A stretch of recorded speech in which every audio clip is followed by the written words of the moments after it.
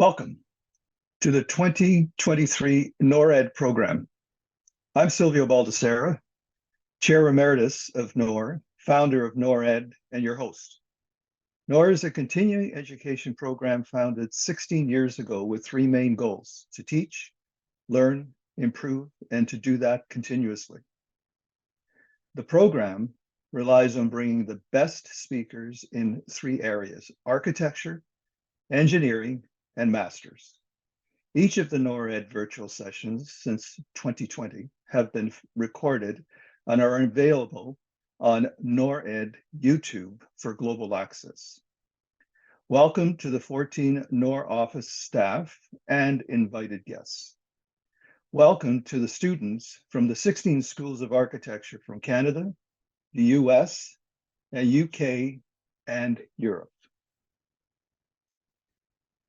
In 1971, two young Italian architects were chosen amongst 681 international submissions for the Centre Pompidou. That jury consisted of Oscar Niemeyer, Jean Frouvet, and Philip Johnson. The design changed the world of architecture with a people's building. This 1974 image, the collaboration between Richard Rogers, Renzo Piano, and Peter Rice, clearly established that this was not just an ordinary building, but one where architecture and engineering were being taken to a new level. 50 years later, it remains at the forefront of architecture and has become one of the most important urban buildings of the past century. While everybody knows the name of the architect for every building in the world, almost no one ever knows the name of the engineer, as if they were almost either not important or contributed very little to the building. Why is that, and why has that been the case and still is the case today? Who is Peter Rice? Was he just another engineer, or was he more? In his book, he titles it An Engineer Imagines. Why is he important, and why are we here celebrating him today? Our guest speaker and panelists who worked with Peter Rice will share their experiences about him today. Walter Gropius said, "Architecture starts when engineering ends." Renzo Piano has said, "Peter Rice has given us a great contribution to anchor the art of architecture to real life, science, and modernity." Richard Rogers said, "Peter Rice was one of the great engineers." And finally, the quote that brings this image together is Renzo Piano's. In talking about working with Peter Rice, he said, "It was difficult to find the difference between the architect and the engineer." If you've ever experienced that even once in your lifetime, you'll know what that means. Today, our guest speaker, John Batchelor. John is a civil and structural engineer, an expert and a leader of multidisciplinary design teams, working collaboratively on railway station and infrastructures projects worldwide for ARUP. John has specialized in the planning and delivery of major subway and urban infrastructure projects since 1997 in Riyadh, KSA, Copenhagen, Toronto, London, New York, Hong Kong, and Bangkok, with a focus on cost-effective delivery of design of major projects in complex urban environments. John founded the ARUP Design Office in Tokyo in 1990 and was responsible for innovative structural buildings. Welcome, John Batchelor from the ARUP office in London to talk about Peter Rice. John. And so I have severe imposter syndrome in doing this, but I also have memories of that time between 1990 and 1992 when I worked with Peter on his Japan projects. So I'll bring that into the talk. And I'll split it like this. First, a bit about Peter as a person and as a mentor. Secondly, some of his project record, just selected bits, his interest and his curiosity. And finally, if you'll forgive me, I'm going to reflect a little bit on what would Peter have been doing if he was still with us today? What's that legacy? So first, some of the snaps of Peter with architects here, with Lennart Grutt, and that's an ARUP leading engineer there, Ted Happold, and here he is with Renzo and Richard. He played in teams all his working life. He was not a solo player. His collaboration with architects spanned the world. He increasingly was tired out with air travel and jet lag as people sought him out. And he never lost that curiosity and sense of exploration, which I think is what kept him going on so many aeroplanes. Here we see him with Renzo again and with Mrs. de Menil, who's the owner and founder of the Menil Art Museum, and some more work here with Renzo on a very interesting little project that maybe Shunji can remind us about later. And here I think we see Peter. It strikes me in looking at these photos how he's searching. He's like a bloodhound. I remember him saying once, "I'm like a bloodhound. I'm sniffing out ideas and concepts."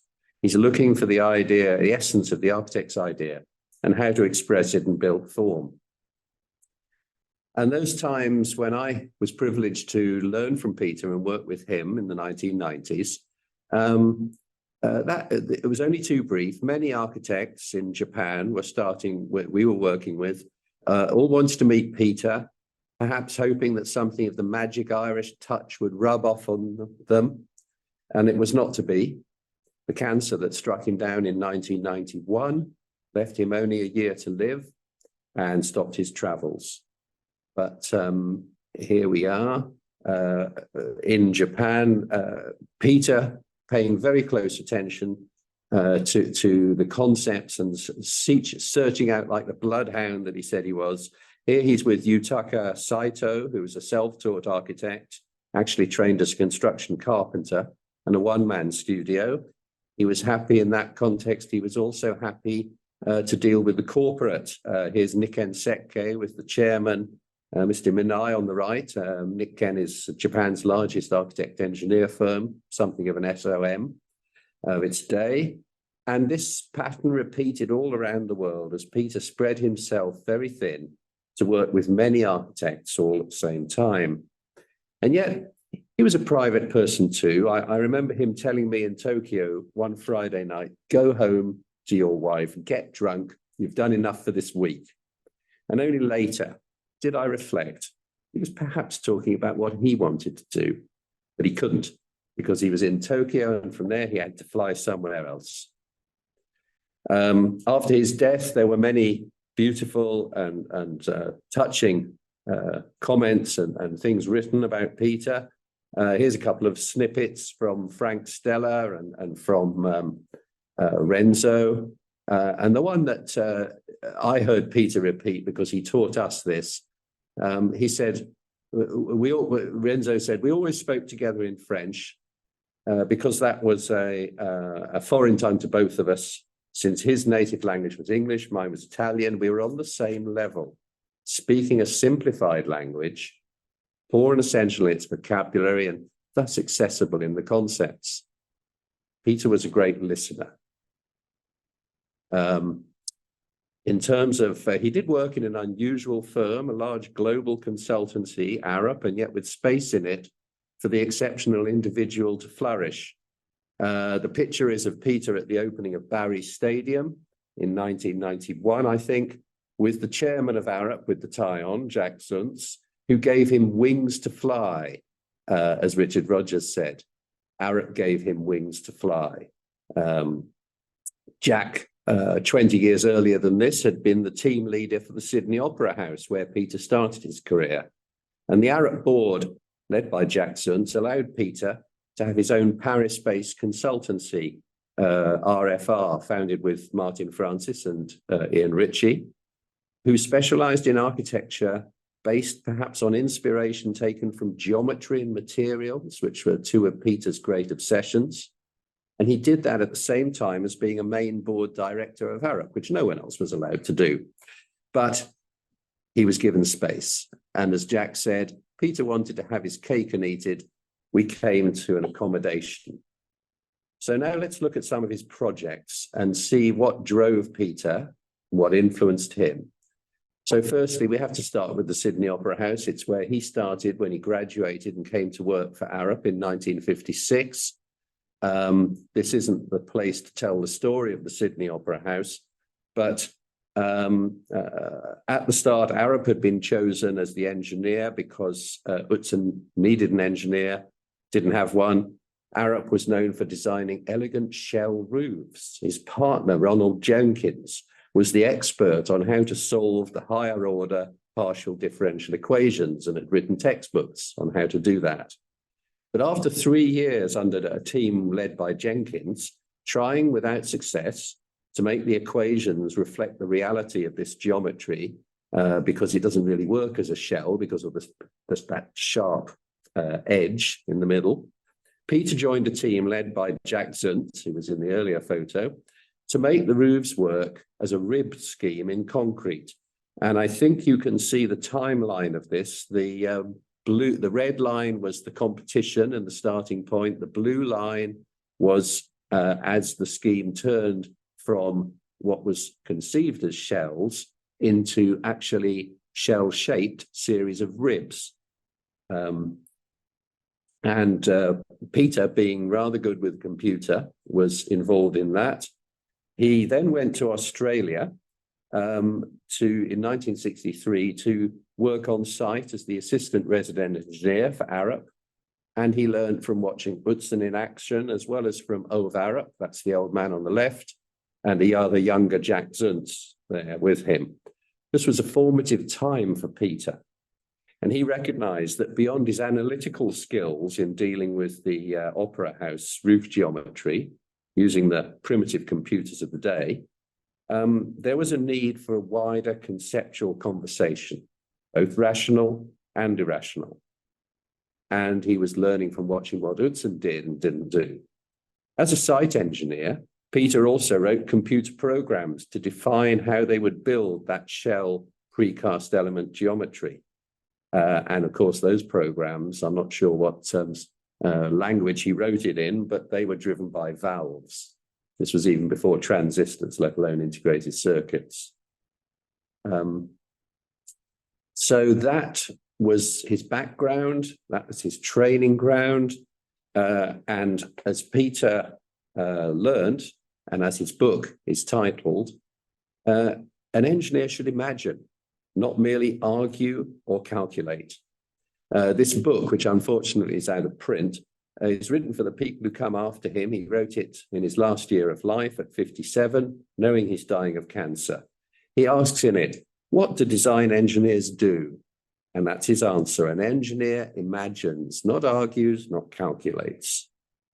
In the book, he also pays tribute to Ove ARUP, the philosopher turned civil and structural engineer, whose ideas and ideals still drive the firm he founded. And Peter wrote this: if in writing this book or in anything I've done, I've helped to solve the problems that Ove ARUP so eloquently identified, I will feel it's an achievement to be proud of. He guides me still. That's 1991. And I think that's a key to what drove Peter Rice. So here we jump a period of years to the next special project that Peter took part in. He had taken 18 months out in the meantime. He studied in the USA, New York, and Cornell to refine his ideas on how to design. And this was tested in the competition-winning Centre Pompidou, as Silvio has already mentioned.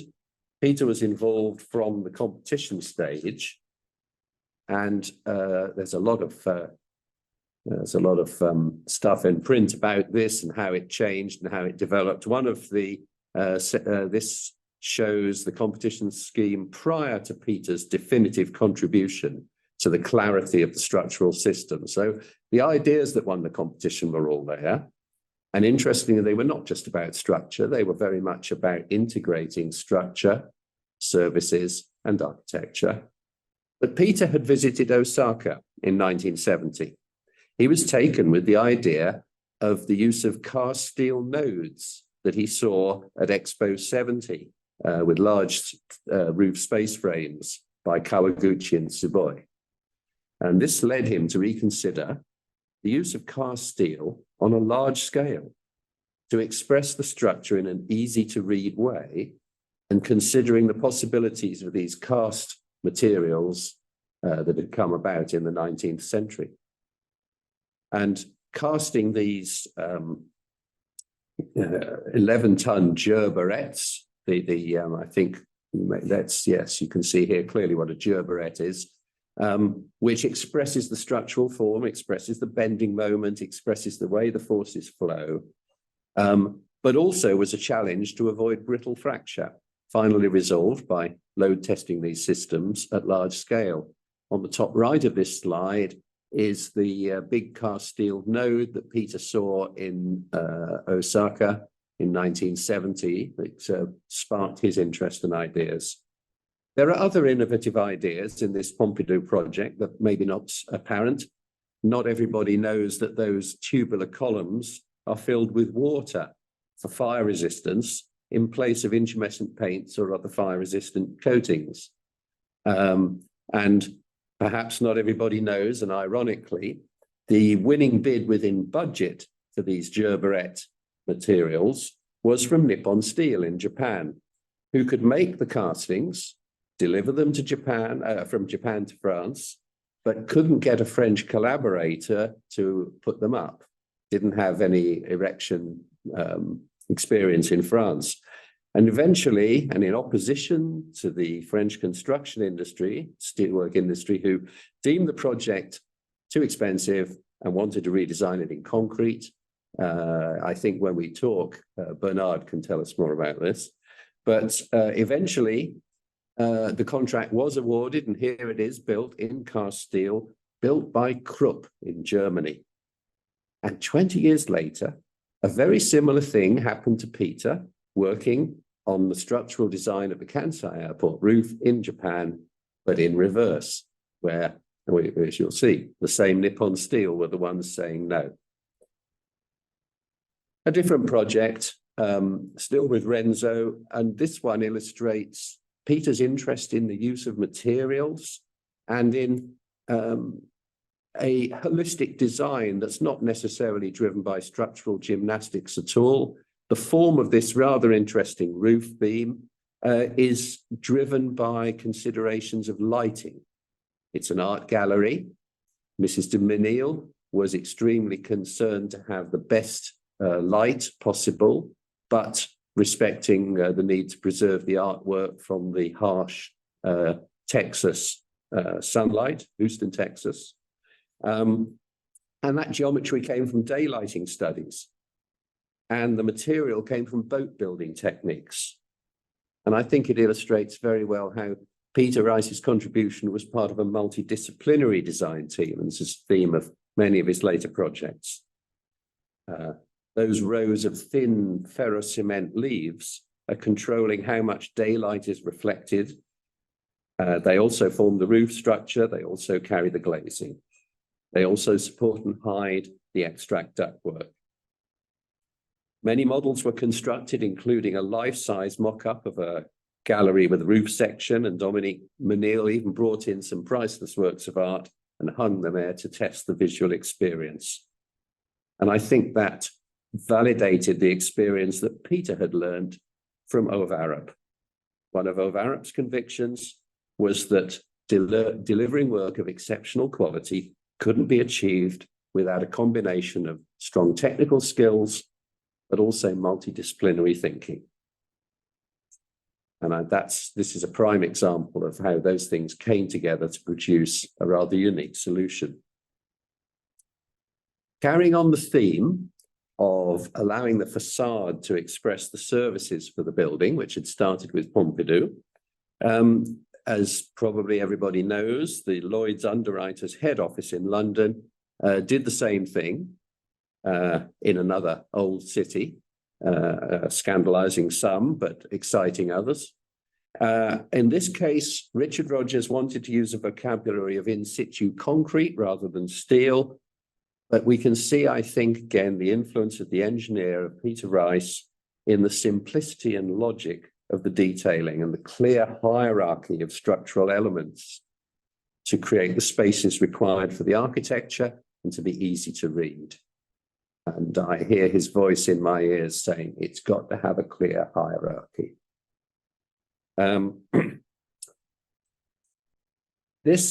We turn now, it's about this time that Peter became involved in work in Paris, set up RFR with his friends, and experimented and researched with the use of glass. He describes a breakthrough moment when he realized that correctly detailed, glass could be used as part of a robust structural system, not just a brittle applied finish. And the results of that thinking came to be at this rather understated building in the Parc de la Villette, which shows for the first time how clean detailing of structural glass elements with no fins and with a minimum of supporting vertical steel could create an exciting space. Many imitations and variations on these ideas became popular in the 1990s, but this was the seminal project that started the trend. Peter insisted that the trusses be horizontal, so they couldn't be mistaken as somehow supporting the load of the glass. So the trusses, as you can see, these cable trusses go horizontally, and they deal with wind loads and lateral loads, but they do not carry the weight of the glass. The weight of the glass is carried through its connections up to the top, as the load path diagram on the left tries to show. And attention to the detail of these cable trusses and the detail of the spiders that connected glass to steel were very carefully worked out and tested to prevent local stress concentration, to provide stability against buckling, and above all, to produce a clean result with a clear hierarchy of structure and high transparency. You may also note that this detailing doesn't actually rely on structural silicon either. These days, we become more confident in it, but it does remain a challenge with glass. So one of the ways that Peter was given wings to fly, of course, by ARUP was the background of the specialists who advised him on materials. He was a structural engineer, not a material scientist, but he was curious. He was curious about the materials, about their behavior in fire, on acoustics, on durability, as well as stability and analysis matters that you might say were more the center of a structural engineer's education. Let's move to another material and another country and another group of young architects, MBM, who collaborated with Peter on Seville Expo 1992. It was called Pavilion of the Future. I'm afraid it's a rather sad place now. They haven't worked out what to do with it in the long term, and there's a lot of grass growing and nothing much else happening. But the structure is quite unique. Peter was determined here to use the local stone that he had seen in southern Spain. It's very good, strong granite, and it can be quarried locally and shaped to millimeter accuracy. So what this project does is use the concept of a freestanding masonry facade, no props, no flying buttresses. And the key to unlock the concept here of how to make that stand up 30 meters high and holding up the big roof over the stand where people sit, was the high precision cutting of the granite to such accuracy that layers of mortar or grout were not even needed. And that's one of the keys also to the stability of the thing. Part of what enabled Peter to justify this was, it's not just masonry, of course. You can see the steel, you can see an arch there of cable, and you can see here more steel. Again, minimalist use of the material, but post-tension with a very particular construction sequence to keep the masonry in compression. And here's some of the details. You can see how here on the left, the stone is bedded against itself with no mortar, just accurate construction, and prefabricated into self-stable pieces so they could be lifted by crane, as you can see on the right, and then put together in a sequence that enabled them to stay in compression and hold themselves up. In order to do that, Peter needed to use form-finding software, which had been developed in ARUP by some of his colleagues, and he was well aware of it from its use on fabric roof and the cable trusses. And for the stability of these masonry elements, it was essential to understand how the arches might buckle so that that could be prevented by a careful use of stressing and sequence. It was vital to model a construction sequence of how those stones were assembled and post-tensioning applied to keep them in compression at all times. After the contractor on site initially tried ignoring the sequence comments and with bad results and cracked stone, he found out the hard way that he had to follow the sequence, and then things went as planned. But this concept will come back later in the talk because it's created a lightness, and it's used the possibilities of the material and the high quality fabrication available in Spain in ways that hadn't been done before. Here we see Peter's contribution to Lord's Cricket Down roof by Michael Hopkins and team, and perhaps less groundbreaking, but certainly elegant development of a series of fabric roof elements.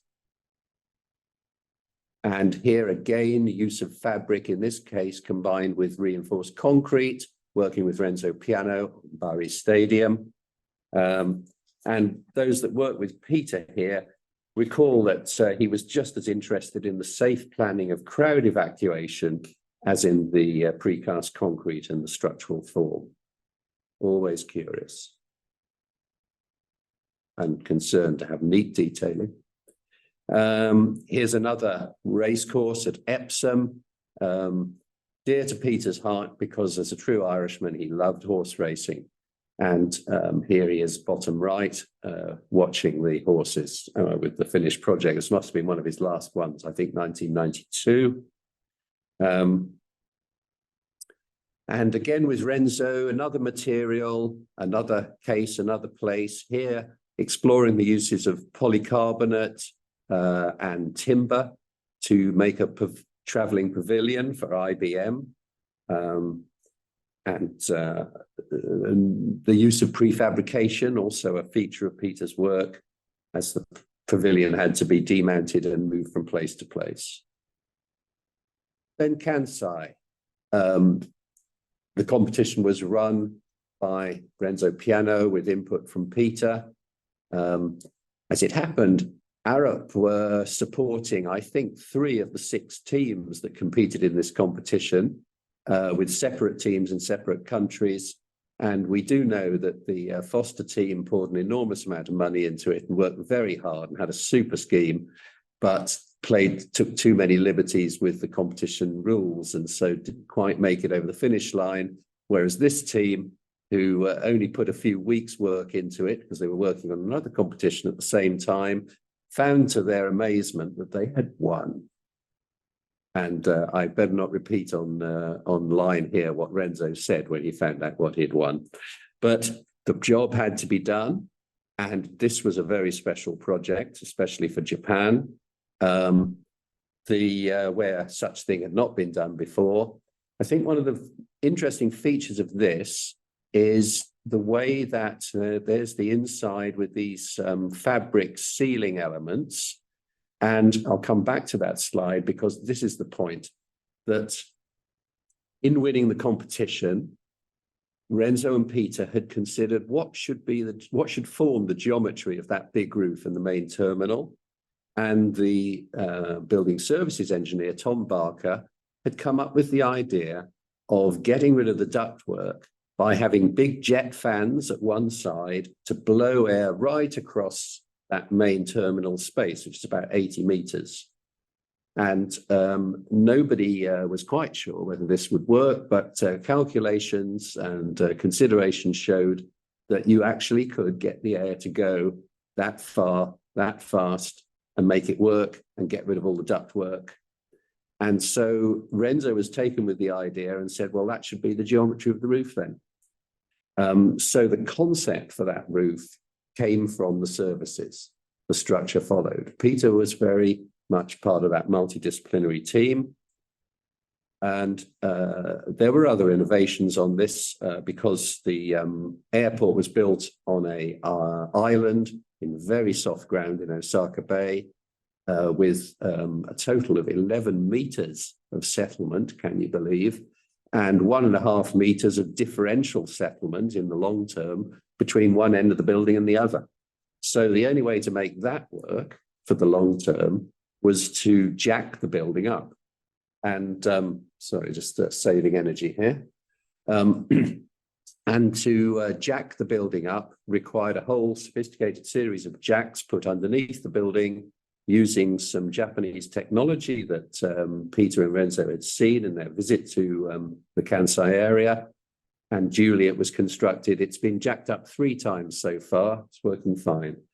The other thing to mention is here on the right, the wings, the long, if I go back one more slide, we called them the wings, the main terminals in the middle, and these 2 wings spread out, effectively jumbo jets at 75-meter centers, the whole thing 1.6 kilometers long, a very large building.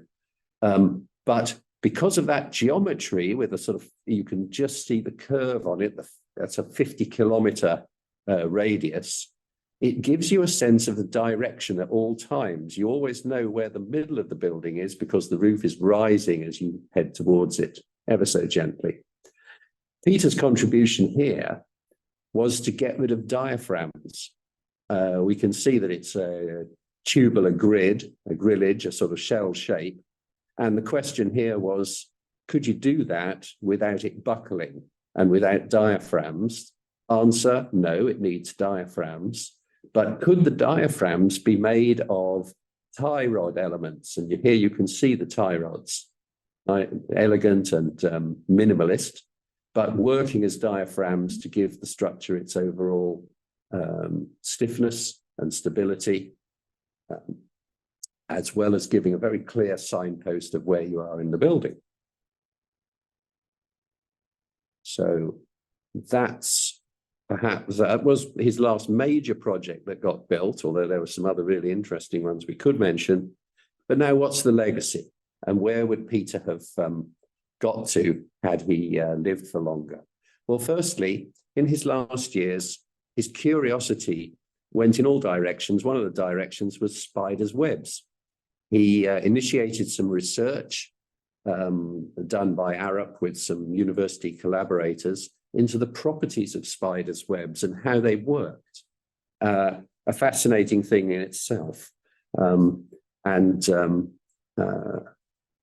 don't want to go into the details unless people want to ask questions, but essentially what we've got here is a beautiful natural system that's designed to absorb large impacts with minimal use of material, because after all, the spider has to eat to produce the silk, to produce the web.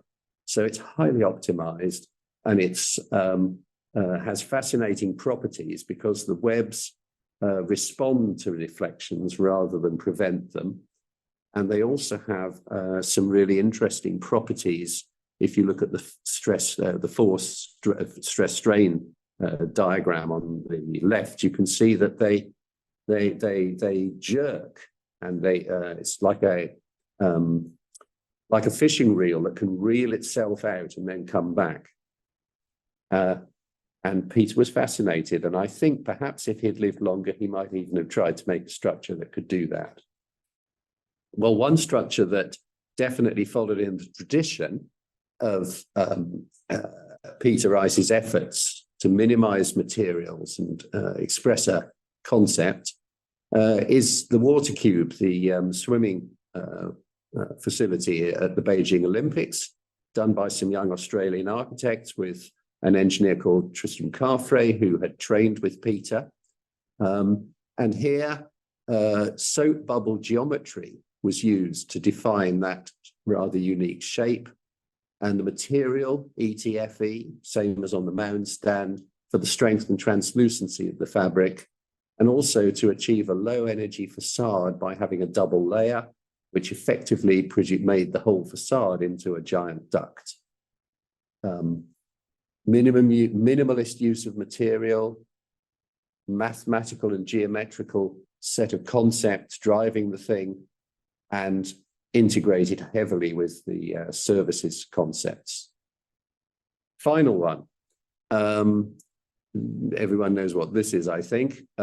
Construction started in 1882. The original architect resigned, and a young architect called Antonio Gaudi signed on as the chief architect for Sagrada Familia. But now, an innovative tension stone technique has greatly accelerated the construction time. It's been on site for 140 years. Gaudi famously said, "My client is not in a hurry." But a problem that was not anticipated to begin with was that the foundations put in before Gaudi were found to be inadequate to support the weight of the towers as originally envisaged in solid masonry.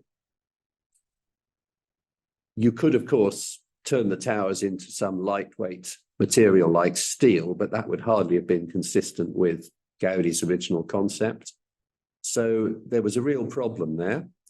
And about 10 years ago, I think, we were brought in to help deal with this. And the solution was post-tension stone, in the same way as Peter Rice had pioneered for the Seville Expo Pavilion.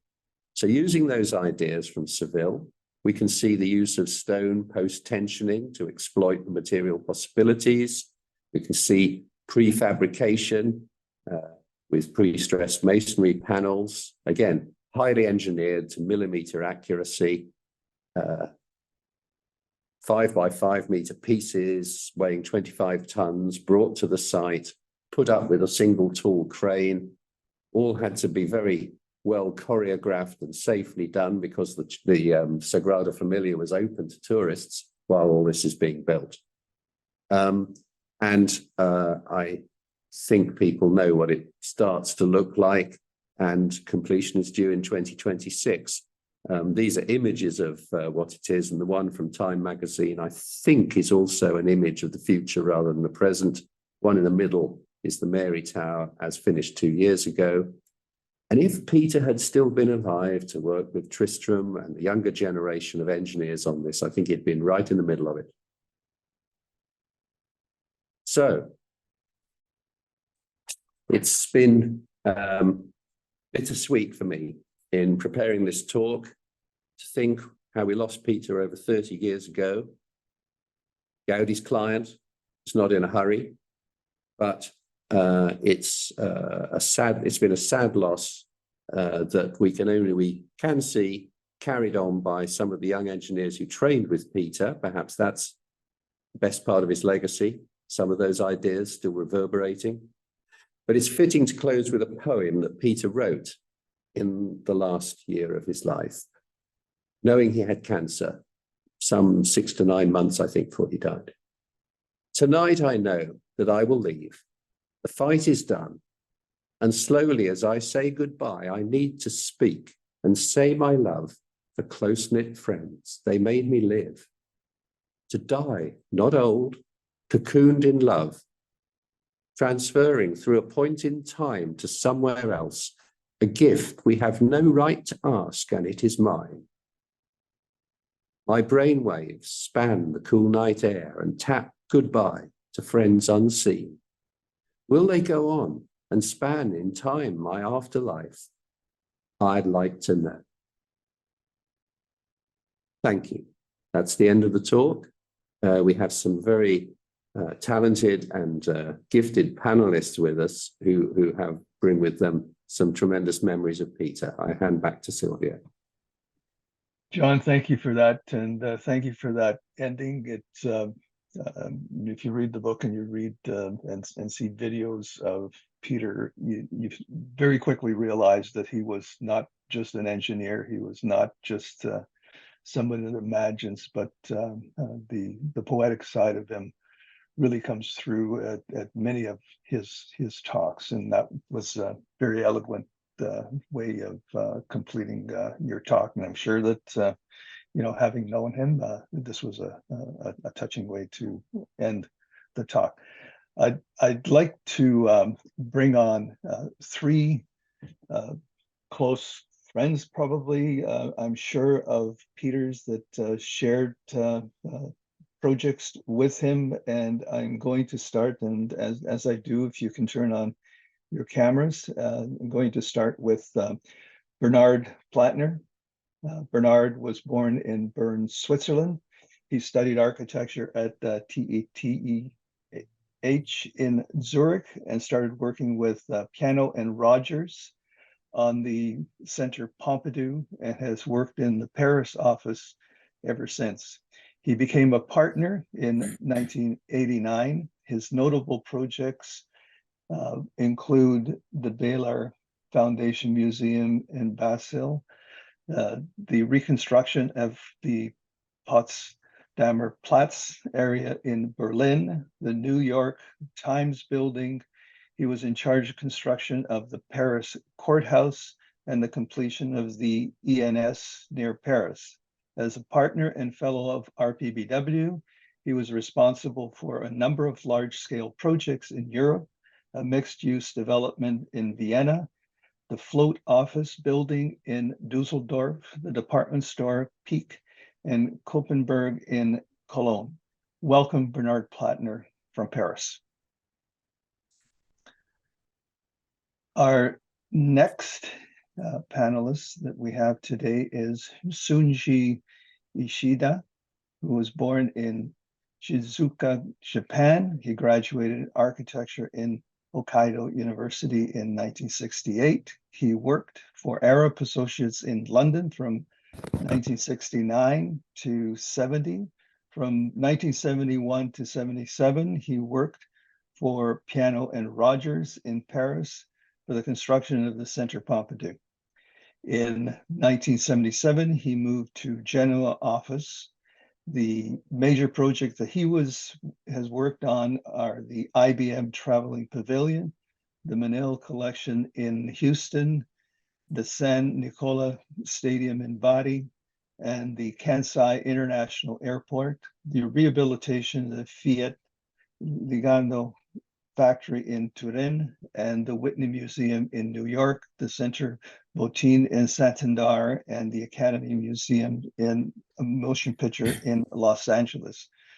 Welcome, Shunji, from the Genoa office. And the third panelist is Kim Kwanzi, who's an architect and is a director of ARUP, leading transport architecture in the UK, Middle East, India, and Africa. As a young architect, Kim worked for Richard Rogers Partnership from 1989 to 1997, helping on the Marseille Airport, where Peter was the structural engineer. He was the site architect for the Channel 4 headquarters building in London and worked on projects in Heathrow and Berlin. He was then a partner for FLACQ for 10 years. He then joined ARUP in 2010, has worked on a range of projects, notably Singapore Sports Hub and the new HS2 station in West Midlands. Welcome, Kim, from London. So, Kim, if you can turn on your camera, I think it's not. Okay. There yes. you go. There Thank you are. Brilliant.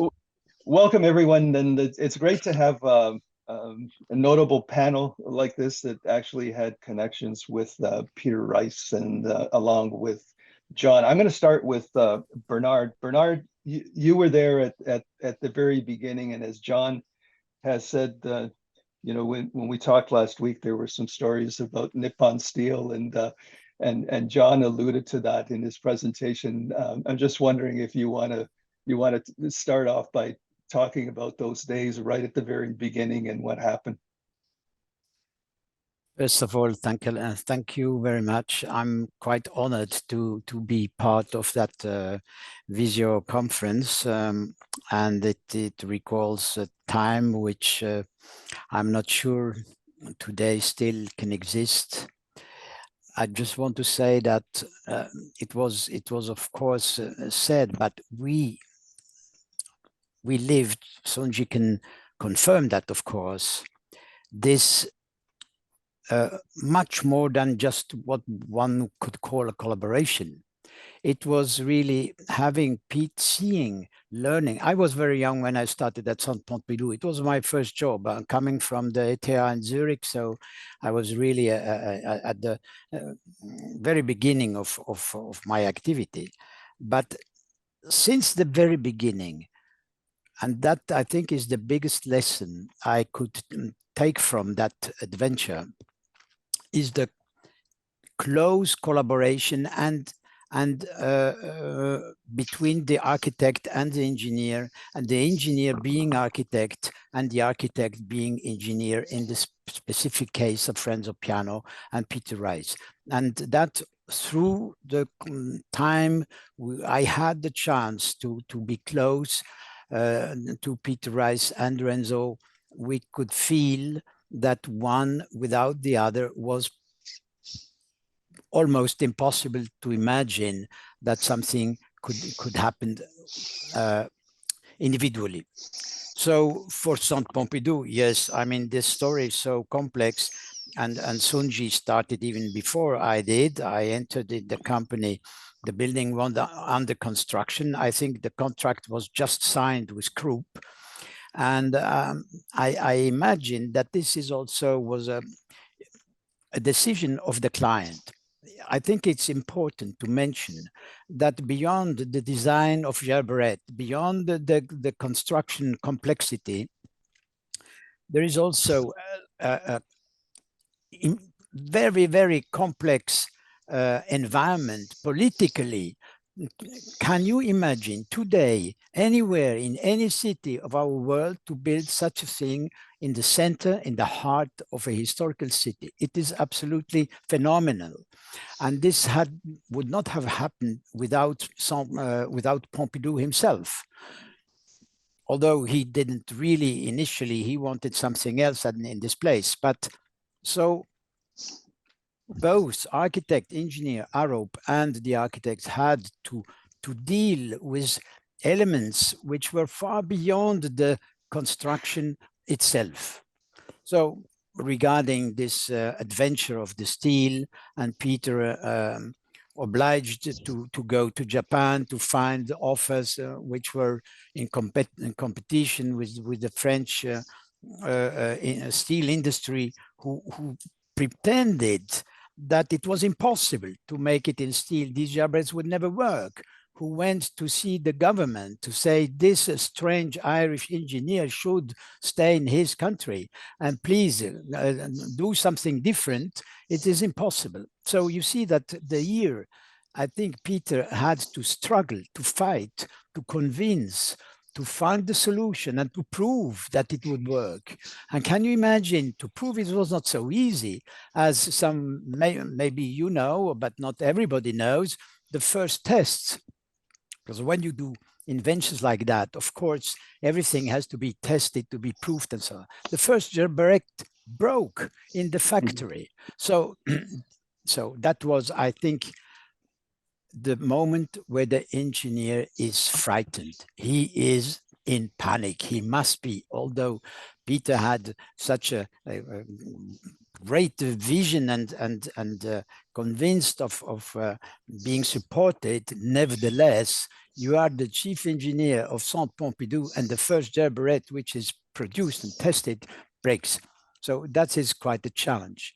So what I can say, what I learned is really, I was very lucky, and I think all the members of Piano Rogers at that time were so lucky to understand that architecture is not something of how does it look, it's something how do we make it, and the understanding of engineering. And this helped me for all the rest of my career not to be frightened to talk to any engineer and ask the questions, because the understanding of although I'm not an engineer and cannot make the calculation, nevertheless, that living next to Peter and Renzo's discussion, day by day discussion through the Centre Pompidou, I would like to stress that, of course, such a building was complex, and of course, the risk to be late was evident. So the general contractor one day started to say, "Dear friends, you are late, and all the construction documents are too late. From now on, we will have a meeting every week, every day, Monday, Tuesday, Wednesday, Thursday, 4 days a week. At 8 o'clock, it will last 1 hour, and I want to see Renzo Piano, I want to see Peter Rice and Richard Rogers, but more Renzo Piano, every morning, 1 hour, and I will tell you what you have to do for the next day." So, and I was there next to Renzo, and you can imagine what experience. And that's where I want to come. All those beautiful projects we have seen now, behind that, there is a knowledge of the detail and of the necessity to make things really work, although it is the simplest thing of a tertiary steel construction or of a facade detail, which seems impossible or difficult, or fire protection. We had to invent, they had to invent, Peter and the whole ARUP team, to invent so many things which were not in the construction normal construction rules in France, especially regarding safety. 2 hours fire-safe glass was not existing at that time. You explained that the columns were cooled by the water, but behind the column there was a glass facade, but there was no Piran glass as we have today. There was a Dravel glass with metal wire inside, but this was not enough. We had to add cooling systems to the glass. We had to test that. So many things. And this is what I think is the lesson, is that you can go beyond, but you have to work, you have to search, you have to invent. Also things which we don't see in such a nice presentation of the finished building. But behind that, and Peter knew, I would say, about any details, including interiors, detailing, and concerned about what is the day-to-day architectural work. Thank you. Shunji, do you want to take us to, you were there for Pompidou, but do you want to take us a little bit to Kansai? Because I mean, you're from Japan. Like, I mean, well, yes, actually, the Bernard explains very well about our teamwork. Yeah. And also, I must say that the presence of the Peter is also, together with the Tom Barker, was very much important for our project in Renzo Piano Building Workshop. Because, as you know, the structure of the Centre Pompidou, we started to expose everything, structure and the services, everything. So in a way, the architect himself, ourselves, have to draw the structure form and also have to make the model, because at that time we didn't have any computer, obviously. So hand draw drawing, and we making the style home for the insulation material for the roof. We buying at the Bay in Grand Magazine in Paris, nearby the office, and making the three-dimensional model of the services and the structure form, and etc., etc. And after completion of this experience, Peter and Tom is continuously working with us for the Menil collection and IBM, etc. But always that was the integration between the structure engineer and the service engineer, and the form itself, and also way how to make the pieces is always we making the model and the drawing, etc., and the discussion together with Peter Rice and Tom Barker. And the Menil collection is exactly same system we developed as the Center Pompidou. We did the services how to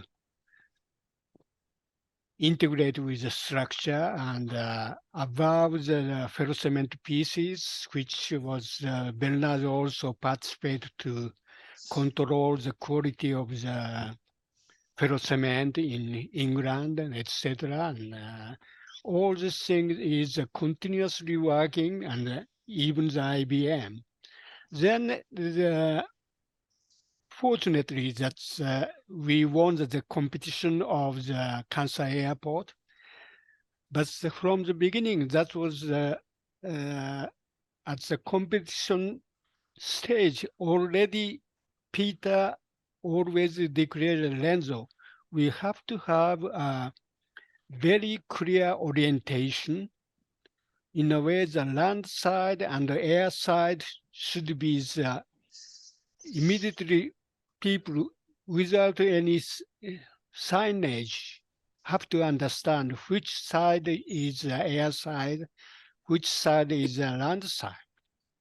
And the structure itself is generated to the computer with a 16-kilometer toroid system to have a top of the control tower to see the parked aeroplane at the edge, to understand, to see the aeroplane.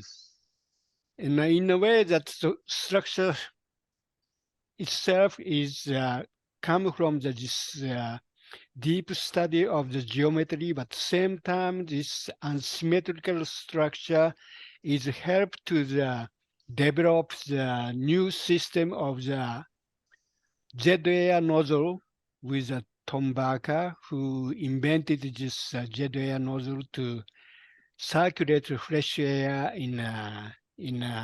along this structure. And that was our collaboration at actually the 1992. Peter is passed away 21 years ago, and he didn't see this our project, but it was from the beginning. He was concerning the structure, and service engineer was integrated together, and he was really not only as a structure engineer, but all this environmental program, and as the old man Overlap says, the total design, he was carried through the whole his life. So that is Thank you. I'm gonna switch over to Kim.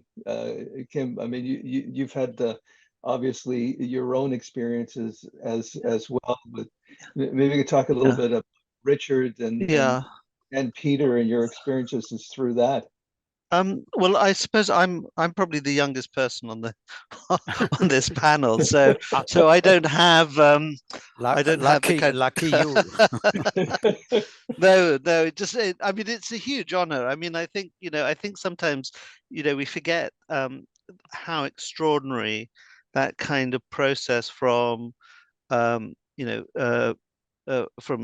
uh, Sydney Opera House and Pompidou, and how much the kind of character of modern architecture was developed by by Peter, and suddenly, in John's talk, you're kind of reminded, there's kind of incredibly elegant glazed facades that started through Peter.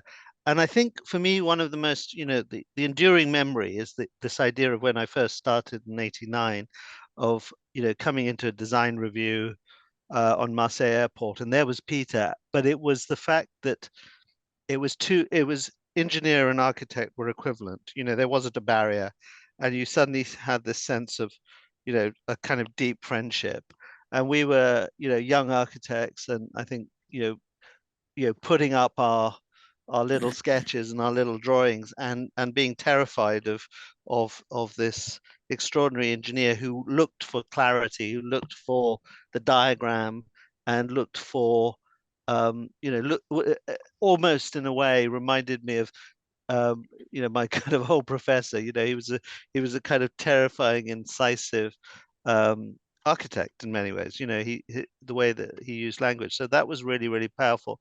And I think this idea of looking at a design problem from two ends, it was really, really something that's kind of stayed with me. And the idea that the architect and the engineer are fundamentally two sides of the same coin, and that idea of, I mean, when you read the book, when you read, it's Peter Rice Imagines, is very much about that human sense of trying to discover the world and be curious about the world. And I think some of those lessons we forgot. We've got, I think Shunji talking about actually a time before computers where you made models. So to me, the kind of real legacy is some of that kind of analog human kind of process of making things together, making things physically, and the chemistry that happens between people of slightly different kind of perspectives creates extraordinary stuff. So I think that for me is the extraordinary enduring legacy of Peter. John, back to you. It's the talk was fantastic. I mean, just going from start to finish, and what his legacy has done, and seeing this all over again, his book, and people talking about him, and I don't think they talk about him enough, because when you hear Renzo and everybody on this call talking about the fact that there was no definition between architects and engineers, they're the same, and they're both talking about the same language and designing at the same time. What has this brought back to you? Because I know what it takes to do these presentations and to go back and to do it all over again. What thoughts are going through your mind? And maybe you can try to, Well, Silvio, it's certainly, you're quite right. In preparing the talk, it makes you think hard. And so I can't channel, what Peter would have done today. I can only speculate. But I do know what ARUP said, because we all in the company got that. And so did Peter. Shunji already mentioned the word, I think, Shunji, you said total design. That was one of ARUP's mantras. He was not interested in specialists. Yes, thank you, Shunji.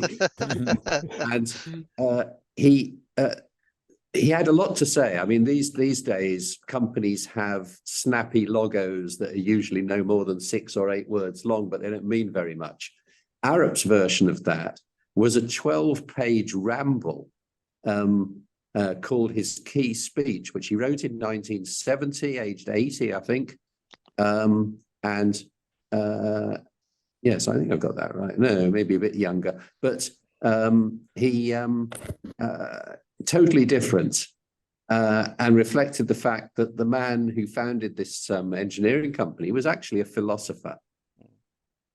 His first degree was in philosophy. It's only when he became dissatisfied with the lack of connection to real world problems that he thought he had better get involved in something more down to the earth. He considered he was not smart enough to be an architect, so he took on engineering. And he actually started as a heavy civils marine engineer doing ports and jetties for Christiani and Nielsen and Kier in the 1920s, where, it was the other end of the business. But he got interested. He was always interested in architecture. He supported young architects. He worked with Lubetkin and others in the 1930s in the UK. And out of that came his consultancy after the war. And out of that came all these other things. And Peter Rice was perhaps the most illustrious, MVP, most valued player, but actually there was a whole generation. And that influence, as Peter said, I think I quoted him, that he still guides me. That's what Peter Rice said. So we could all learn something from things that ARUP had to say.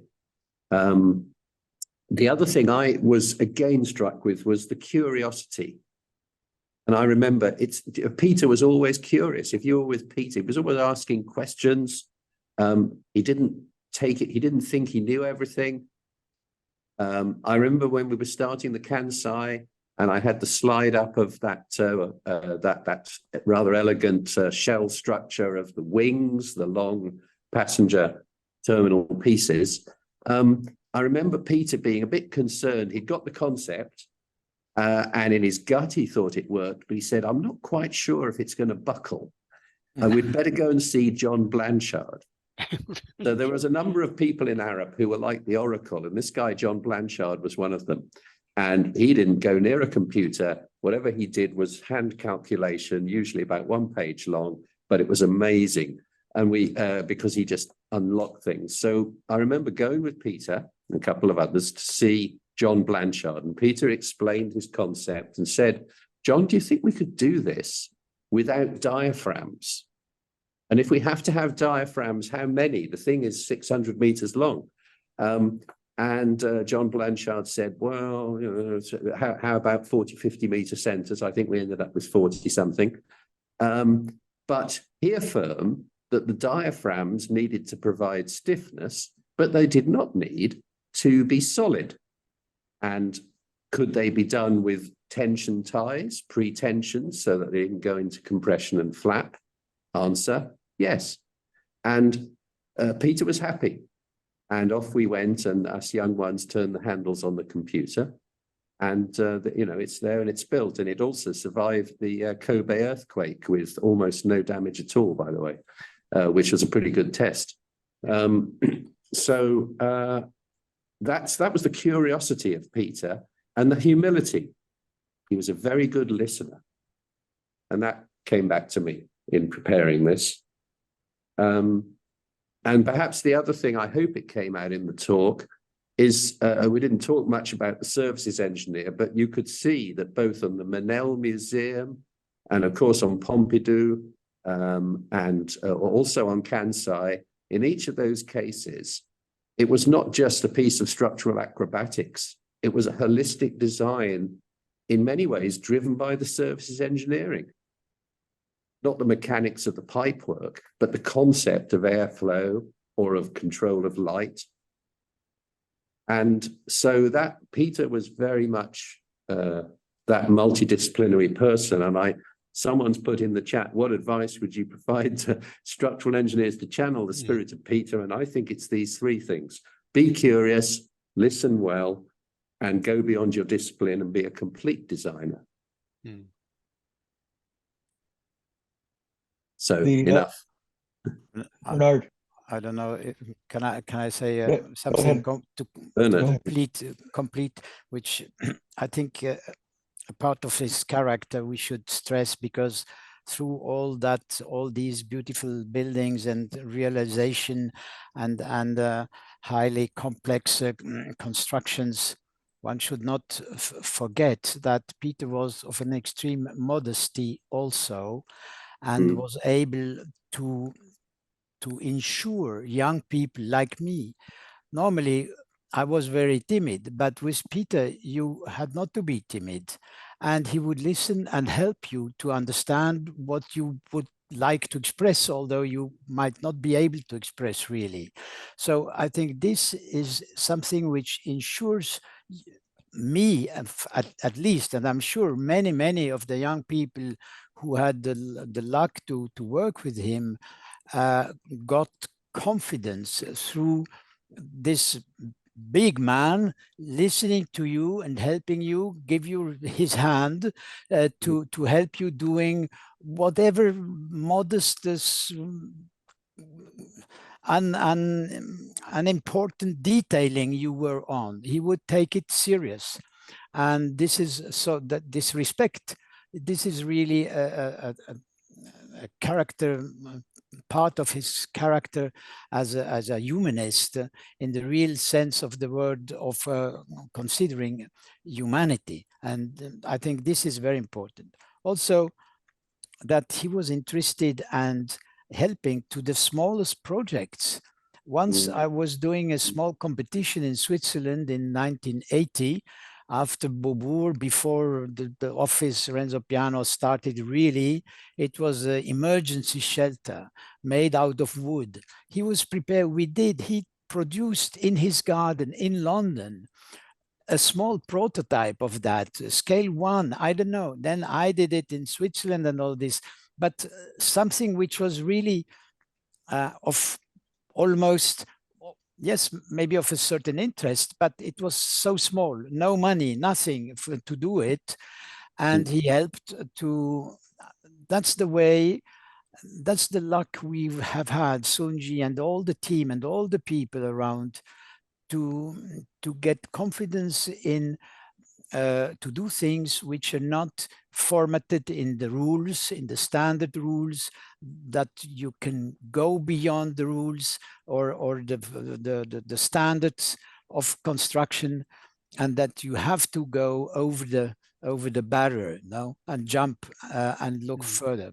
I think this is the big lesson. There are many of those examples of small projects. Also, for instance, there was a time, it was the office in Paris, and Peter said, you shouldn't disturb Renzo, he's very busy. We cannot go ahead on this project before he has solved the problem of his boat, of his sailing boat.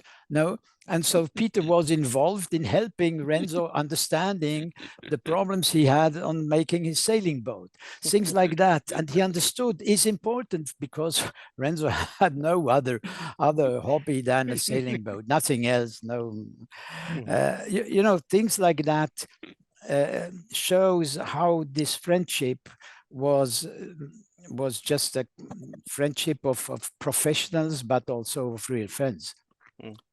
There are many other examples like that, but I wanted to stress that point of behavior towards the young people, although non-engineering. Yeah. John, your point about integrated design, and you're absolutely right. I think there's been so much talk about it. I think there's a lot of firms that are out there that talk about it. It's in all of their material. I think I don't know if they buy it from people and put it into their marketing material, but there's a lot of them that don't really walk the talk and actually believe it.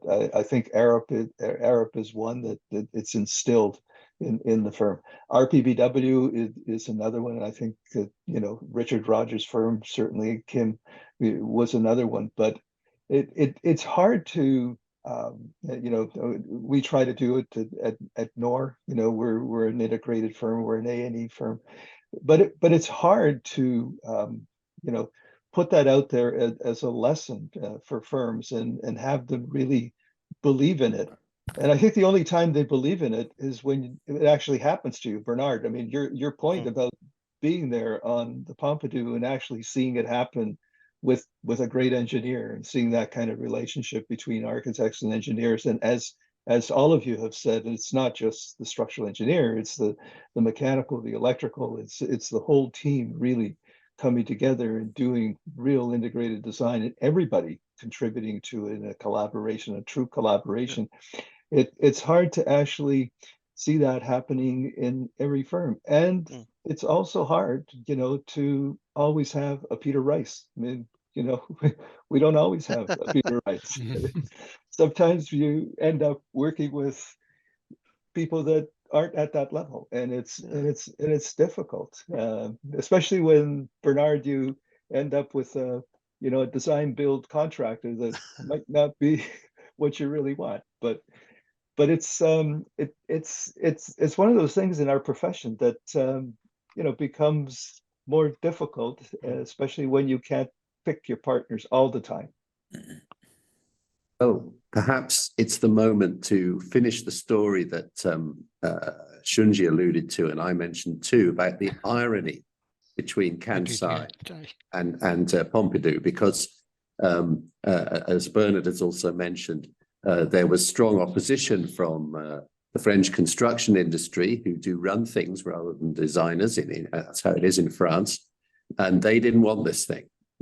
And they said it was impossible. And when Nippon Steel came up with a low bid, they were lower than Krupp, but they couldn't erect it. They couldn't find anyone to help them. So it was not a complete bid.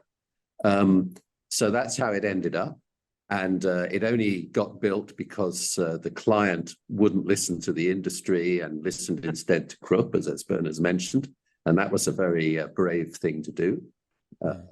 But then 20 years later, as you saw in the slides, there was quite an adventurous design for the roof of that Kansai airport. As Shunji mentioned, the toroid geometry and those tie rods and so on. And the Japanese industry at that time were full up. Their order books were full for 3 years. They really didn't need this thing. They were okay with building 12,000 tons of steel frame underneath it. That was all right. They could do the jacks at the bottom. That was a nice piece of technology from Takanaka. But the roof, no thank you. So they tried to price it out of existence. And it was priced, I think, around double what we had said as the team was the going rate internationally. If you procured that internationally, I can't remember the numbers now, but it was something like we said 700,000 to 800,000 yen a ton, and the Japanese industry said no, it's 1.6 million a ton at least. So the same thing was happening in reverse, and the designers were challenged. Renzo was called in, Peter Rice alongside him, to explain why the thing was so badly over budget, and had to say, well, it's your steelwork industry, Mr. Ministry of Transport. So then we were challenged. Okay, go and prove it. So Peter went around Europe and put phone calls in to people he knew in the steel industry in Europe.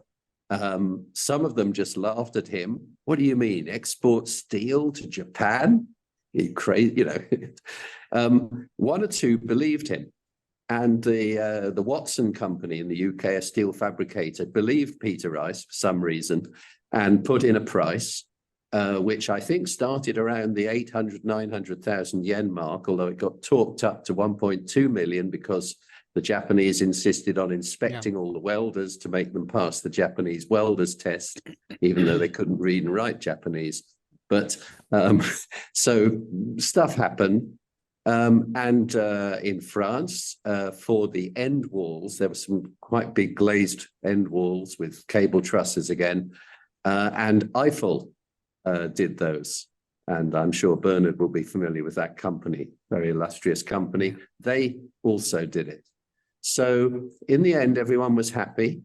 Nippon Steel and the others were happy because they got the 12,000 tons of beam and column at the bottom, and the foreigners got the fancy bit on the top. But there it went in the opposite direction. And the nice thing was that at the end of the project, we said all that to Nippon Steel, and we had a good laugh. They could see the joke. Thank you. Nice. I'm going to bring on Hassan Safarini, who is Principal of Engineering in the NORR Toronto office. Hassan, you've been looking at the questions from the audience. Do you have some questions? I do, and I have some comments and some questions, but if you and John would allow me, I'd like to make a comment and a small question to start with. That is a fantastic presentation, excellent opportunity to kind of celebrate Peter Rice. I think that perhaps Peter Rice is more appreciated by architects than he is by structural engineers. And it is an opportunity to spread the word about all the good works and the legacies, the actual legacies of what he has done and how he had thought. He was given the gold medal, only second to of ARUP by the Royal Institute of British Architects, which is a testament. So he did so much that John, it was great what you had shared. In terms of how this legacy had affected others, and in terms of everyone, I think the emphasis has been here on architects, and I must say, Adrian, for instance, made a comment that great architects make great structural engineers, and great structural engineers make great architects, which I think is an apt statement.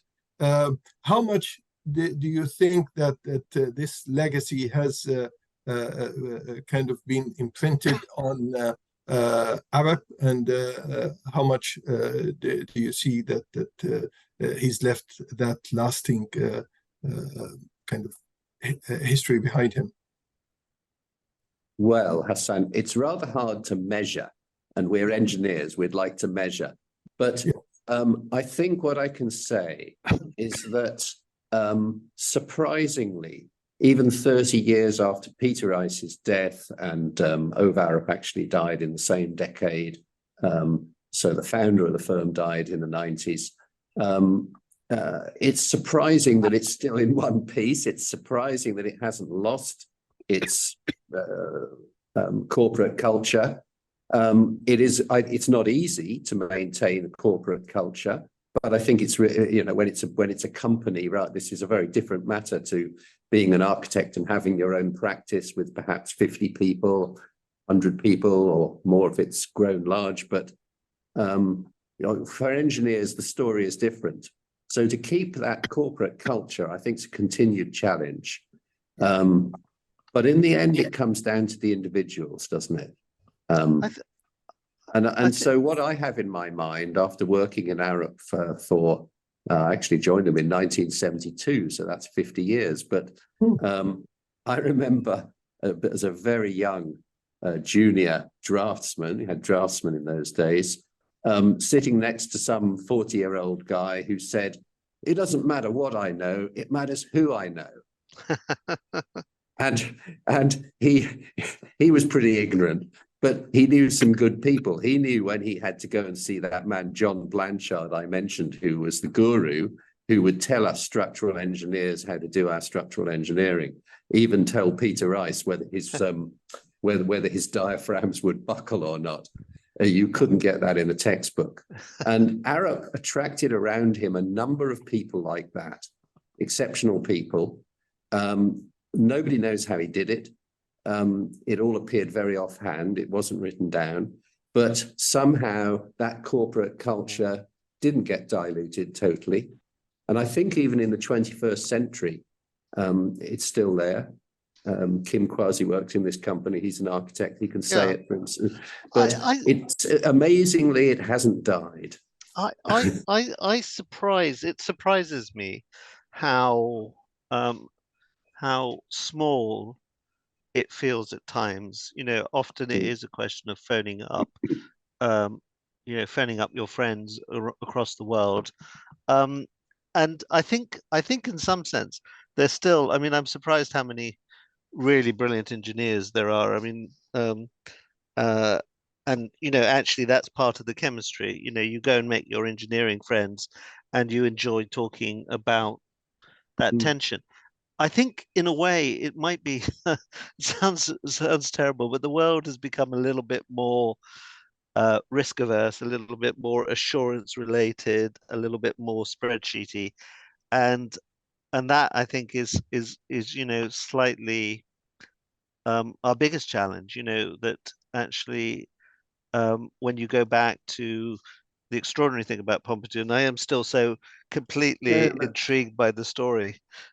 Kim, I disagree. I don't think, that's our task. That's our task. And everyone listening in on this, that is our collective task, not to lose that curiosity. Yes, absolutely. Not to die in the face of spreadsheets, not to reduce the activity of design to something that you just turn a handle on a computer. I notice there's a question here in the chat to speculate what would Peter Rice think about the rise of AI in the creative fields? Could we just clone him and turn a handle?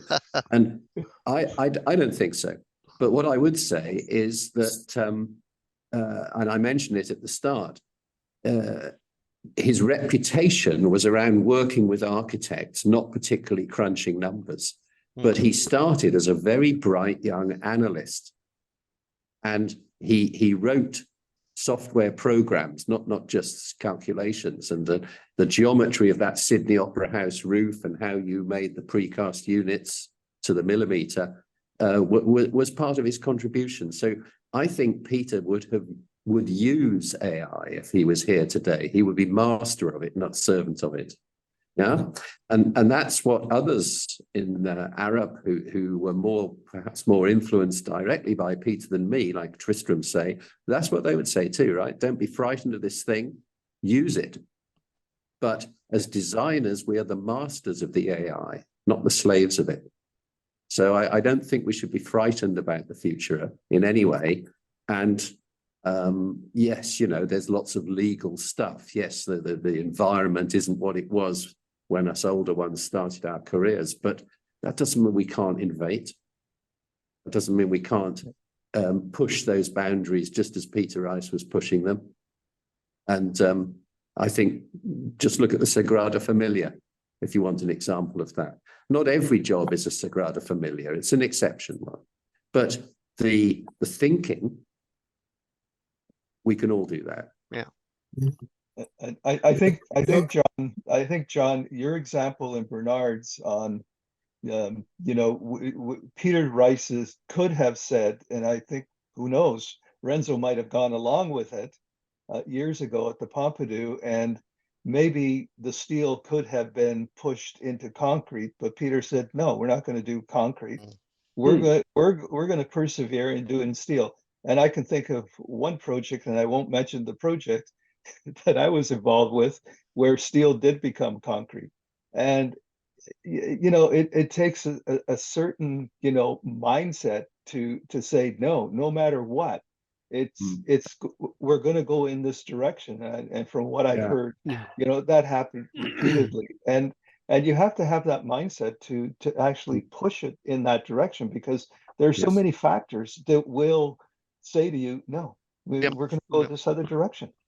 Yes, if I may, I think that although, as Bernard has recollected, Peter was humble, he was a good listener, but he could also be very tenacious and that's exactly. Not giving up.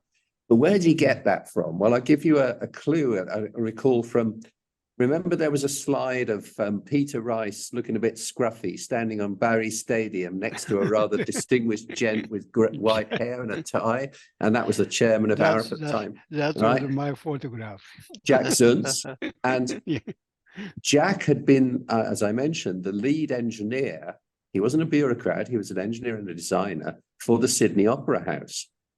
He was the pragmatic one who said to Ronald Jenkins, sorry, you know, put away your slide rule.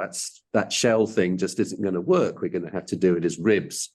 And the reason was not personal preference, but because Utsen's concept with the sharp ridge of the turtle basically destroyed the shell action. So you could do all the differential equations you wanted, but you couldn't get it to work. Whereas with ribs, it would.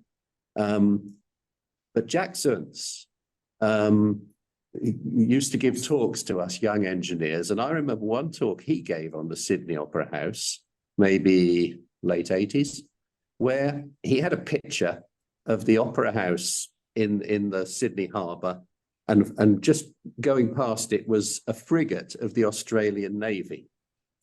And Jack said, now look at that. Those two objects in the photograph both cost about the same. The frigate cost the Australian government, 40 million, whatever it was, at the time, and so did the Opera House. And the Opera House was grossly over budget and late and so on and so on, but it was about the same. But Jack said, now, which one do you think gives the most value for Australia? Yeah. And so you had to persevere. And that was his message for us young engineers. I know that I missed out saying this because I think maybe all the architects on the talk might be bored by me saying it, but I remember in the same talk, Jack said, remember the principles of Vitruvius. Now I'm going to get this wrong. Firmness, commodity, and delight. Maybe you translate different from the Latin. Someone give me the Latin, but his point was that structural engineers are very interested in firmness, and it doesn't fall down. They're also very interested in commodity, that it is cost effective, and so on. But what about the delight? And that, of course, is what distinguished the Sydney Opera House from the frigate of the Australian Navy. They both had commodity. The one perhaps was on, I don't know if the frigate was on budget or not. The Opera House certainly wasn't. But delight. And so I think Peter, this is some of the things that he learned from the generation before him in ARUP. He could have thought of the construction of the Dome of Florence, like Brunelleschi. I think that's yes. And this is, so, I think, the one of the best example showing exactly what you just said. Yeah. So we need to update our message for the 21st century, but we need not be intimidated by spreadsheets. And I'm quite sure that's what Peter would have said. He was here. And this was, somebody asked, what are the principles of ARUP? Yes, this stuff, it's about total design, and that it's about both commodity and firmness and delight. Actually, I suggest to look through the YouTube services. The ARUP has so many nice YouTube video. And one of the pieces is Peter Rice, trace of the Peter Rice, and actually explain very well the philosophy of the Peter. And another YouTube for the old man of ARUP, his philosophy, and he talking about all this, his idea of the how we should work together. And I think it's called An Evening at ARUP, Exploring the Engineering Legacy of Peter Rice. Legacy of the Peter Rice. Yeah. Trace of the Peter Rice. And also his speech at the gold medal is quite impressive. Short moment. The beginning and the end of that speech. Exactly. Shakespeare's word. Yes. Oh, yes. Hassan, questions? Yeah, so there are a couple of easy ones to ask. I know we talked about this, you and I. David Clusio is asking about other projects that had columns filled with water, as was done in Pompidou. And there was another question, I think Silvio would answer, is of availability of the book of Peter Rice, Oh. and how much you have to pay for that. Well, I think we should go into business. Is that Silvio, really because out it's of very print? expensive This on I one? did eBay. actually. I found 3 copies. You have an Yeah. original. 3 copies. Ah. I think Kim is taking orders. Taking orders. Yeah. Um, Yeah. but- As for the eBay question, as for the Waterfield columns question, yes, we did use this idea again. It was done in the mid-70s on an office building in the City of London called Bush Lane House, Oh, just yes. around the Yeah, corner from the sure. Bank of England. Yeah. And that's I walked past it last week, and it's still there. But I think they do have to keep topping up the water because it evaporates away. So perhaps on reflection, not a rather sort of smart idea of its time, but maybe too clever, and perhaps that explains why we haven't done it since. It works, and it still works on both projects, but I'm not personally aware of any others that have done it. So it was an idea that didn't catch on. Yeah. So one question that with the kind of computing power that we have now, and you can see that the challenges are being met by sheer computing power. An architect can imagine something, and then you have to make it work by running all of the numbers. The opposite of that is where the engineer really is part of the principle of the concept. Precisely what you can see with Pompidou and other works of Peter Rice. So any comment other than the artificial intelligence, but rather even computer power as it stands now, it gives an excuse to try and do things that may not be the most logical forms that can be created. Well, I have to say that I've worked with some architects who have deliberately wanted, for their own concept, sure reason, to create some chaos and some dissonance and so on, and therefore to create some rather illogical structures. I'm not sure that Peter would have enjoyed working with them. There were limits to his patience, but for some engineers, I think we have to say, as engineers, if that's the architect's concept, I'll go with it. And we'll help them to realize it. But what that may lack is a clarity of the hierarchy that I think I mentioned several times, that you can have structure all over the place, and the computer will tell you an answer, but it's probably got more, it'll have commodity, it will have firmness. It may or may not have commodity, but it's unlikely to have delight, at least in the way that we might conventionally think of it.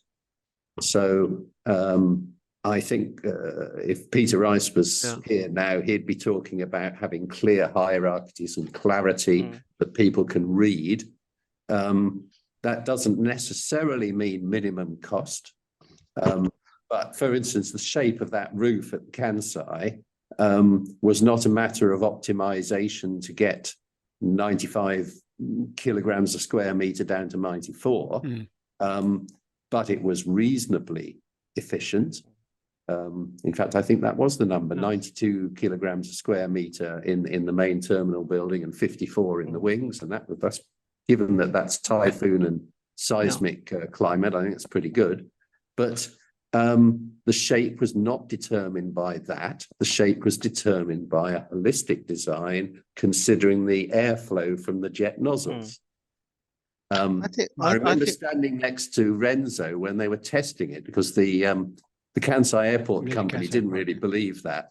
And they said, we're going to test it full scale, and we're going to put some smoke in and make sure, see if you lot are right. Does it really, do those jet nozzles really throw the air 90 meters sideways? And And Renzo stood next to the mechanical engineer, Alistair Guthrie, and said, Alistair, is it going to work? I'm not sure it's going to work, but it did. And You again, did the window tunnel test in the yes. UK, yeah. Oh yes, we had scale model tests, Shunji. We had in those days we got fancier computers, but even then we had computational fluid dynamics models and so on. My point is none of those. My point is that it was used to generate the concept for the shape of the roof. Yeah. And that created, I think, I'd like to say, a holistic design, a total design, which is what we're after. Yeah. Kim, a question to you. I know the RPBW's model shop, and obviously I've been there a few times. What about ARUP? Are you doing physical models, or we're doing more physical models? I think what we're doing more physical models. I think we are going back to, I think, John's point. I think trying to reinforce that sense of ethos, that, you know, this kind of idea of designing together. And I think that's become important. I think strangely our model shop gets used by engineers more often than it gets used by architects. So so in some sense, I think in some, to me, a lot of this discussion is really about architects having a really good understanding of what an engineer does, and seeing the engineer as being, rather than being a kind of secondary partner, is actually, you know, bring the engineer, you know, it's a kind of duet, it's a kind of, you know, it's kind of a riff, you know, where you go into you start with a blank sheet of paper and you start this discussion, and suddenly something sparks and something magical happens, because you've got two people or two perspectives. And I think engineers do have that natural sense of wanting to make things and realize things. And whereas architects, I think, because we now can render, now we can, you know, we have huge amounts of technology that allows us to do more. We get seduced by sometimes the visual and the render and the video, and getting people to go and make stuff is sometimes a little bit more difficult than you would assume.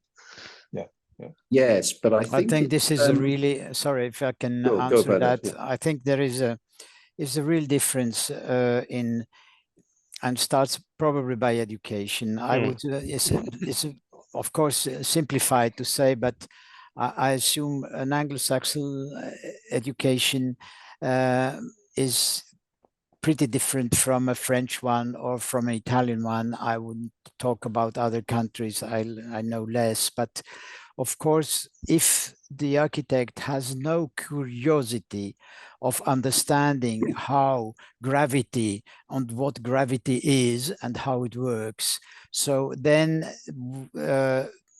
this is another field of activity. It's nothing to do with what we all here around, you from ARUP, we from Piano Rogers and people like that, and there are others, of course, fortunately, but there is really a distinctive world. Once an architect starts to make his sketch formally, without any thinking, without any idea, without not even trying to understand how things stand, then I'm not saying it's impossible, it's just something else, it's another profession. It's not the profession we are in, not at all. And that's why this and I think this is what we all took with us through the 50 years we had, and I hope we are on the right way. But when you look at the Gothic construction, I think it was the same. And I think the architects, they knew how to build, they knew why it's standing, and that's 1,000 years old. So that's the real references, I think, to us. And maybe there's a question in the chat about the relationship with drafting and how important the people responsible for drawing things are. as a part of design. But I'm not so sure myself, because now we see the use of 3D printing, we see the use of technology that perhaps circumvents the years where to be an architect was to draft. We do still at ARUP train our younger engineers. You have special courses in drafting and sketching, because most can't do it at all. But I can't help thinking that going forward, that's not the center of things, because the tools may change. Yeah. But what Maybe is the question center that is is something intended- something that Bernard said, which is about the importance of how they knew how to build. And you remind me of another one of ARUP's points that he would knock into us all, which is, if I get it right, to design without a sense of how to build is nonsense. We have to know how to build. Of course. Whether we do it with models or 3D printing or hand drawing or computer rendering, but we have to know how to build. Good point. Yeah, perhaps Right. also what is intended in this question, and I'm interpreting, is the fact that, you know, once you have a concept, a good design, how you produce the right drawings so that they can eventually be executed as intended by the architect and engineers. So the detailing is as important as concept. I think and we've talked about this on a number of NORR eds, and it's the one huge difference, you know, to Bernard's point, between, I would say, Europe and North America is, you know, the full scale mock-ups. You know, in my career in North America, it was hard. It's getting better, but it was hard in North America to get a full scale mock-up because nobody believed in it. People are starting to believe in it a little bit more now. But how can you do a building without doing full-scale mock-ups? Like you don't know. You can draw it a million times, and you can do models a million times, but until you do the full-scale mock-up, you don't know for sure. And you really do need to work with the industry to do those full-scale mock-ups, because, you know, just doing it out of wood isn't the same as doing the full-scale real thing. So, you know, to RPPWs, you know, and, you know, what we've done with them, you know, to actually see the real thing and see it built, then you know for sure before you go out there and do the whole building. So I think there's a real difference between Europe, and it's much more accepted in Europe than it is in North America. And as I said, I think it is changing, and Hassan knows what we go through on almost every single project to try to get that into the contracts. And John, you've been here, you know that too. Oh yes, oh yes. No, there will always be a struggle for that. But that's another. If I can come back to Peter Rice for a moment, actually, we may have given the impression, you know, to people listening, that Peter Rice was some kind of an artist and a poet who you know, his feet were not really on the ground. I would say, being alongside him for a couple of years, quite to the contrary, he could be quite a fierce contractual negotiator. He was concerned to get paid properly for his work and for his company to be paid properly and so on. And so he could be quite sharp commercially in negotiation. Which was a good lesson for me to see that was part of being a good engineer. So he had his own company, as you said. I mean, aside from ARUP, he did have another practice, the RFR, which... oh, yes, but it was nothing to do with money. It was to do with freedom for design. When he got fed up with the corporate monolith, he would go off to Paris basically once a week and rejuvenate himself by getting in there with Francis and Richie and the others. Bernard, you were probably there too. and just focusing on design Yeah, questions. the first company he made with Renzo after Centre Pompidou was called Piano Rice Associate. Yeah. You see, it's what was not Renzo Piano Building Workshop. That came much later. So it was really to join, and exactly as you said, he wanted to have a piece of liberty outside of the mega structure of ARUP, and this opportunity, well, it happened to be with Renzo, and then later with RFR for that starting for the building in La Villette. But it was, I emphasize, it was nothing to do with money. No, It was no, all no, to do no, with no, design. no, And, we didn't earn any money as Piano Rice Associate. There was I- absolutely no money. we No, don't know it's the truth. not a joke, but it must be it must be understood. But we don't know, know the truth, but I suspect Jack Sund's bailed him out. But but the real point was that, as I think Richard Rogers' quote said, he was given wings to fly. Yeah.